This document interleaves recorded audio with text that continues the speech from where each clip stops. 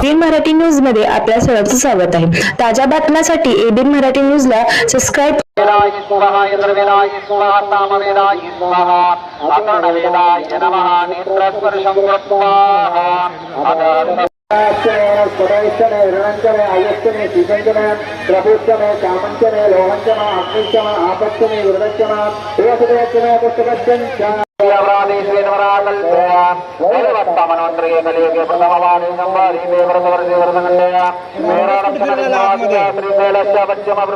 सोलापूरचे ग्रामदैवत श्री सिद्धेश्वर मंदिरात सकाळपासून भाविकांची दर्शनासाठी गर्दी पाहायला मिळाली।